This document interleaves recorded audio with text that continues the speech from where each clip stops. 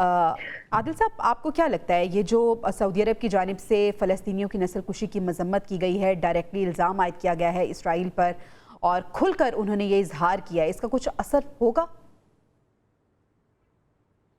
دیکھیں، اس وقت ٹائمنگ بہت امپورٹنٹ ہے۔ ایک تو جو عرب ممالک کا اجلاس ہوا، اس میں خاص کر سعودی عرب نے جو موقف اختیار کیا، جو غزہ میں جو نسل کشی ہو رہی ہے، ایران کے حوالے سے جو موقف جو اختیار کیا سعودی عرب نے، دوسری طرف ایران کے ساتھ جو بات چیت جس تناظر میں ہو رہی ہے، تو یہ بہت امپورٹنٹ ہے۔ ایک کلیئر میسج دینے کی کوشش کی گئی ہے سعودی عرب کی طرف سے۔ دوسری طرف جو اہم بات ہے وہ یہ ہے کہ جو ٹرمپ نے جو تعیناتیاں کی ہیں مشرق وسطیٰ کے حوالے سے، جو انہوں نے اپنا خصوصی ایلچی رکھا ہے، اسرائیل میں جس سفیر کو نامزد کیا ہے، اقوام متحدہ میں جو بندہ نامینیٹ کیا ہے، تو ان کی تقرریاں بھی بہت امپورٹنٹ ہیں۔ اگر ان دونوں کو دیکھیں تو ایک پاور گیم جو ہے آنے والے دنوں میں ہمیں نظر آ رہی ہے۔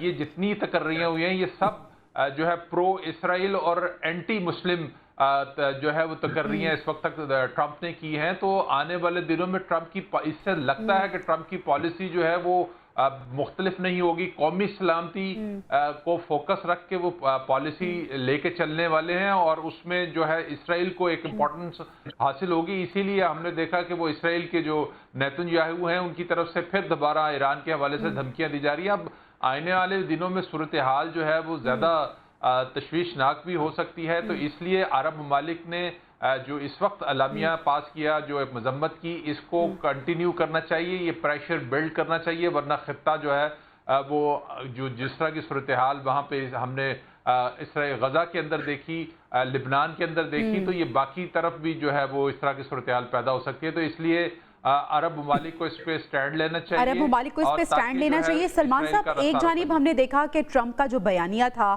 اور ٹرمپ کے جو وعدے اور دعوے تھے جنگ بندی کے حوالے سے بات کی، اور اب جب تعیناتیاں ہو رہی ہیں تو ہم دیکھ رہے ہیں کہ پرو اسرائیلی تعیناتیاں ہو رہی ہیں، تو یہ کیا ہونے جا رہا ہے؟ اور اس پہ یہ جو سعودی عرب کا بیان ہے، عمومی طور پہ تو ڈونلڈ ٹرمپ نے ایک بڑی واضح بات کی ہے کہ نہ صرف وہ نئی جنگوں کو پیدا نہیں کریں گے، بلکہ پہلے سے موجود جنگوں کو بھی ختم کریں گے۔ تقرری اپنی جگہ، وہ امریکہ کے بڑے اسٹریٹجک انٹرسٹ ہیں، اس کو بھی انہوں نے آبزرو کرنا ہے۔ امریکن پریزیڈنٹ جو ہے وہ کسی آئسولیشن میں تو ڈیل نہیں کرتا، وہاں ایک انسٹیٹیوشنل کانٹیکسٹ بھی بہت امپورٹنٹ ہوتا ہے۔ لیکن بنیادی بات انہوں نے کی تھی کہ وہ جنگیں پیدا نہیں کریں گے، اور جہاں جنگیں ہیں ان کے تنازعات کو وہ ختم کرنے کی کوشش کریں گے۔ اب دیکھنا صرف یہ ہے کہ ڈونلڈ ٹرمپ اس میں کہاں تک آگے جاتے ہیں۔ دوسری بات یہ ہے کہ اب امریکہ کے اندر جو کچھ ہوا ہے، اس کے بعد مشرق وسطیٰ کی پالیسی کے اندر نہ صرف امریکہ کو تبدیلی کرنی پڑے گی، بلکہ ساتھ ساتھ خود مشرق وسطیٰ کے اندر اور عرب ممالک کے اندر بھی کچھ تبدیلیاں ہو رہی ہیں۔ حالات اب وہ اس طرح کے جوں کے تو نہیں رہے جیسے پہلے تھے، اب اس میں بھی بہت سی تبدیلیاں دیکھنے کو مل رہی ہیں۔ میرے لیے بھی یہ بڑی حیران کن خبر تھی کہ ایران کے بارے میں اور جس طرح سے اسرائیل کے بارے میں انہوں نے بات کی ہے۔ پاکستان کے اندر تو شاید اسرائیل کے بارے میں بات کرنا ذرا مشکل لگتا ہے، لیکن جس طریقے سے وہاں بات ہوئی ہے، سعودی عرب نے کی ہے، وہ بہت امپورٹنٹ بات ہے، ایک امپورٹنٹ انڈیکیشن دیا ہے انہوں نے۔ تو میں یہ سمجھتا ہوں کہ دیکھیے ایک اور چیز کو دیکھنے کی ضرورت ہے۔ سفارتکاری میں مذمتی بیان یا مذمتی قرارداد یہ سب سے کمزور گناہ ہوتا ہے، سب سے کمزور عمل ہوتا ہے۔ یعنی یہ کر دیں ہمیں بڑی مذمت ہے، جی بڑا غلط ہو رہا ہے۔ اور بھائی یہ عرب لیگ اور OIC کے جو مسلم ممالک ہیں، کیا ان کی اگلی کوئی ذمہ داری ہے؟ کیا انہوں نے آگے کچھ کرنا ہے؟ کیا انہوں نے ڈپلومیٹک کانٹیکس میں سفارتی محاذ پہ کچھ کرنا ہے؟ مسلم دنیا کو انگیج کرنا ہے؟ ایک بڑا دباؤ پیدا کرنا ہے؟ یہ بنیادی سوالات ہیں نا جی، اس میں تو ہم ابھی تک ناکام ہو رہے ہیں۔ ہم نے تو بس ایک دنیا کے اندر مسلم ممالک نے ابھی جیسے عادل صاحب نے کہا کہ جی ایسے لوگ آگے ہیں، یا ڈونلڈ ٹرمپ ایسے لوگوں کی تقرریاں کر رہے ہیں جو پرو اسرائیل اور اینٹی مسلم ہیں۔ تو مسئلہ یہ ہے کہ یہ مسلم ممالک ہیں، اس کا بیانیہ کدھر ہے؟